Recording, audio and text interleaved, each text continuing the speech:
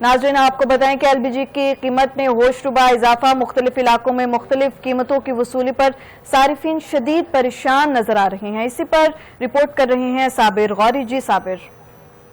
बिल्कुल, एलपीजी की कीमतें आसमानों को छूने लगी हैं। मनमाने रेट्स पर गैस फरोख्त करने का सिलसिला जारी है। 420 रुपए से लेकर 460 रुपए तक एलपीजी फरोख्त की जा रही है, जिसकी वजह से घरेलू सार्फिन और रिक्शा ड्राइवर शदीद परेशानी का शिकार हैं।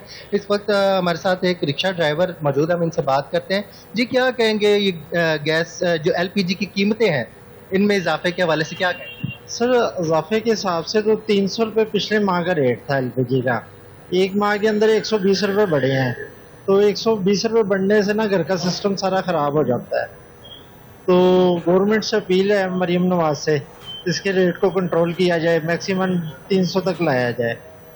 तो दूसरे नंबर पे मैं बात करूँगा, गैस के साथ साथ ना हमें रिक्शे के चलानों का दरपेश है। चलान होता है तो 2 दिन या 3 दिन चलता है 2000 का।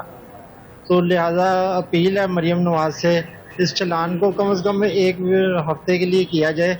जी, आपने सुना, इनका कहना था कि एक माह के अंदर गैस की कीमतें 120 रुपए तक तजावुज कर चुकी हैं, जिसकी वजह से बहुत ज़्यादा परेशानी का शिकार है। घरेलू जो ज़रूरियात है वो पूरी करनी भी बहुत मुश्किल हो चुकी है। उसके अलावा चलान के हवाले से इनका कहना था कि चलान किए जाते हैं, कम से कम 2000 का चलान किया जाता है, जिसकी वजह से हम अपने जो अखराजात हैं उनको मेंटेन करने में बहुत ज़्यादा दुश्वारी हमें पेश आती है। जी, बहुत शुक्रिया साबिर गौरी तफसीलात से आगाह करने का।